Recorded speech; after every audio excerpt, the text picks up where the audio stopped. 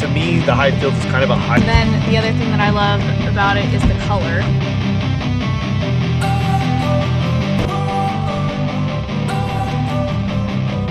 Don't wanna sleep in, cause I got something to prove. I gotta take what I hate and finally make a move. I think of you and all the shit you don't do. Well, I'ma make hella sure that I don't become you. I have no regrets, yeah, I'll tie up my chest. I'll never forget what it's like to be in debt. Been stabbed in the back bed, I'll show you what happens. Pass me the mic. Alright, so this week's video is going to be a little different. What we wanted to do was get in and talk about our Highfield dinghy we bought. One thing we had an issue with when we were looking at them is we knew we wanted one because of the aluminum bottom and they were lightweight and seemed to hold up, but it was like a cost breakdown. So what we're going to do is I'm going to hit a couple things I do enjoy about this that I really like that separate it from other dinghies, I think, and a full price breakdown, right? So it's like we had to call. We reached out. If you want to find a price, you get sent. You go to the Highfield website. They send you to a dealer. You send out for a quote, maybe on the right one. They ask you availability, what this, that. It's usually just a ping pong back and forth. I had to actually go in to a place to actually get a price, which was really freaking annoying. So, a little prelude into it. We ended up buying a classic 310 Highfield, which is the 10-foot model, or 3.1 meters is 310. And then we just did the classic because there's the ultralights. The ultralights won't have the front locker. So this is information I didn't know either. Doesn't have the front seat locker where you put the fuel tank in. It's just basically the aluminum floor all the way up to the front. So they're a little cheaper generally and they're a little bit lighter by a couple pounds. But we wanted the fuel locker up front. But yeah, that's basically what we got today. I think we're just going to go through a price breakdown and we're going to actually pull receipts of, now we bought the dinghy itself, we bought the outboard brand new, and then a few kit parts to connect everything and make it work. And so for those watching and don't know, we bought our dinghy in Anacortes, Washington.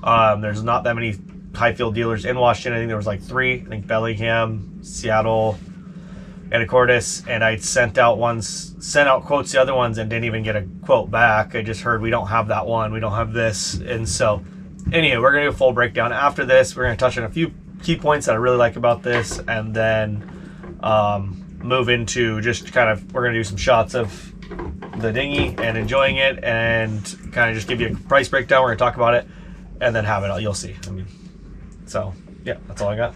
Yep. Okay, so one thing I really liked about this is, to me, the Highfield is kind of a hybrid between. You can get, in a fiberglass dinghy, you can get just the hull shape, so you're just standing in a V, or you can have the false floor, like our last one, which adds weight, but it makes it for a nice flat floor. So this one I do like. Combination, you have the flat floor section here, but you have a little bit of hull shape, which basically reduces weight a little bit, and it also gives us what we didn't realize was some depth. So when we get in, like some wind and chop and everything with this, the kids will actually hunker down in here.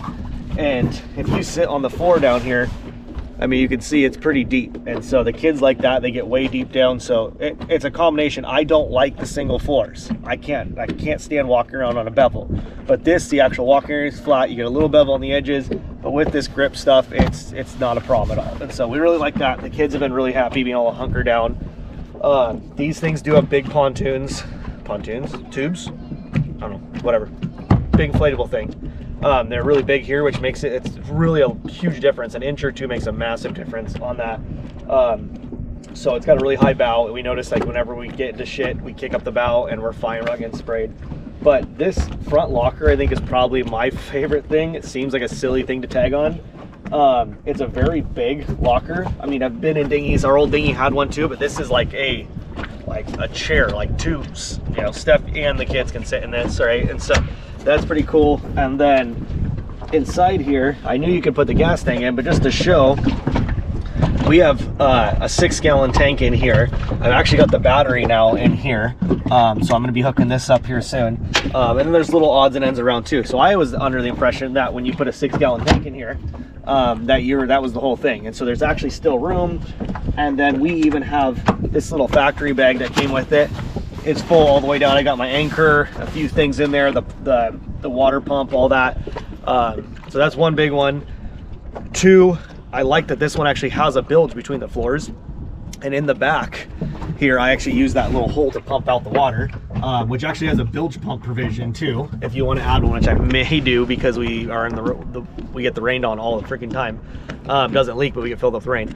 I can just pump it out real quick without having our feet wet, okay? And so that's pretty nice because this foam is dirty now, but I'm actually vacuuming and cleaning up the dinghy. I've never vacuumed a dinghy before, but with this foam, it's really comfortable on your feet, and it's nice to get in without a wet floor. Our other one always had a wet floor in it because it had the double layer, but it didn't separate, you know? So I think that's it for me. One thing is if anyone who's ever taken like an aluminum boat out too, you'll always get more pounding out of an aluminum boat than you would a fiberglass boat, and in larger boats, like in, you know, 20 foot, whatever.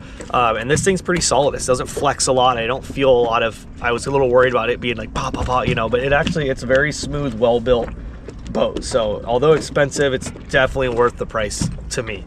So, yeah, those are my main real points. I guess I'll turn it over to Steph and see what she thinks.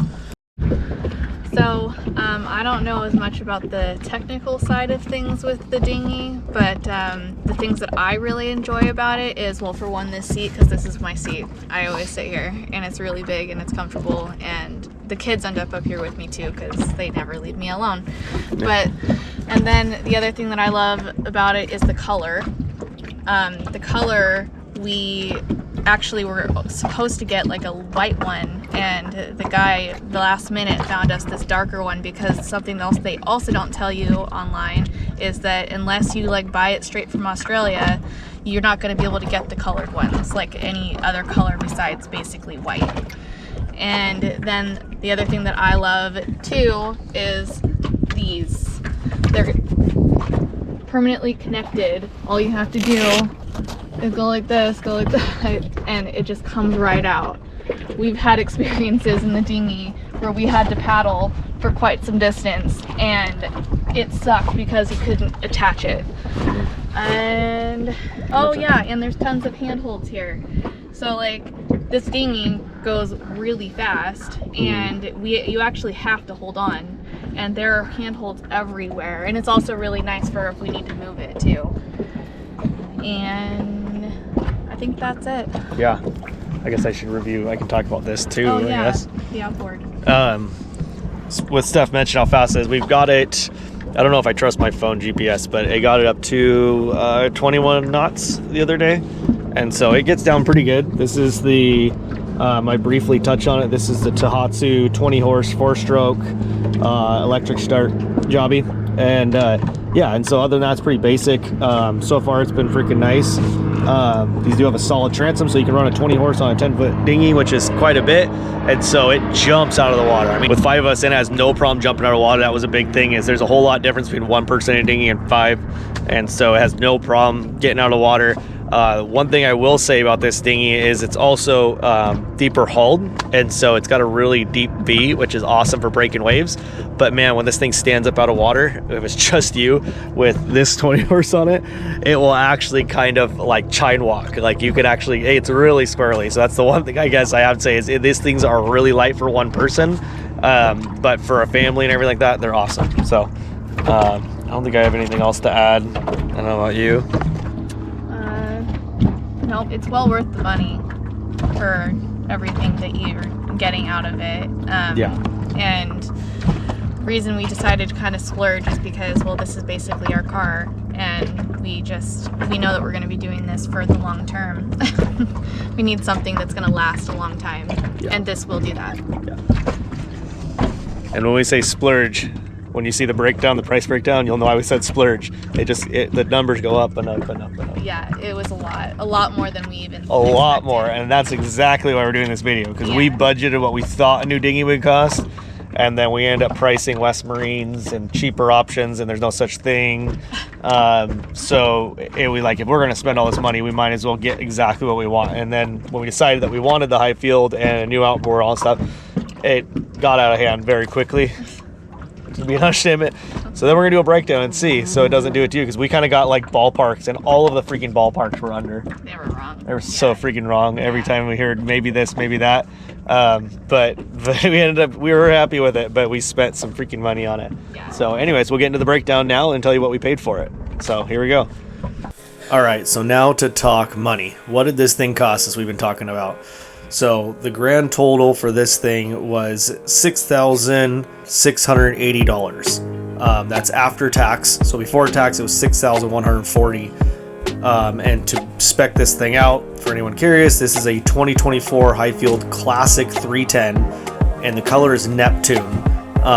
So that only matters. It didn't cost us extra here, but we were told that if we had to order one in, we had to pay extra to get the one we wanted. So that's a factor for someone who's wanting a specific color. This is also a Hypalon tube that is going to be a little more expensive than PVC. So that's the overall cost on this one. Everything else was pretty standard. All right, now talk about the outboard. So admittedly, we're looking for a used outboard that was a couple years old, maybe low hours, and the market, there's just nothing. So that led us to going new. So we had quite a few options going new, of course, and quite a few things to think about. So what we ended up getting was a Tohatsu 20 horse EFI, fairly basic, all manual except for the electric start. We ended up going with Tohatsu because you really can't beat the price on a new outboard, and they are a really reliable setup. They build a great motor. For those that don't know, all Mercury outboards 20 horse under are actually repackaged Tohatsus, except at a couple $100 extra price. So they're a good motor, and what we ended up getting that one for was $3,699 overall, and before tax it was $3,366. So that wasn't too bad. We also want to mention we ended up going with a 20 horse over a 15, and super happy with how that turned out. So the 20 and the 15 in the Tohatsu are the same size engine, just the 20's juiced up. And the price range, it's only a couple $100 more for the 20. So with our family of 5, all of our stuff, we thought it was worth it to do the 20 horse, and it totally was. This thing jumps out of the water, it's a rocket, and we completely love it so far.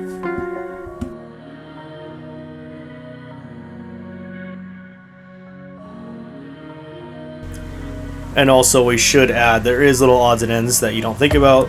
We had to buy a 6-gallon tank and a fuel line kit to run it through, which was $150.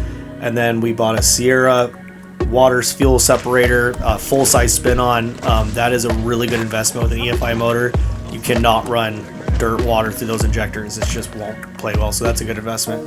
And then that brings our grand total with everything to $10,599. So it's quite a hit. We didn't think we were going to spend that much to start with, but overall, this is our car, and it's totally worth it, and we're happy with it.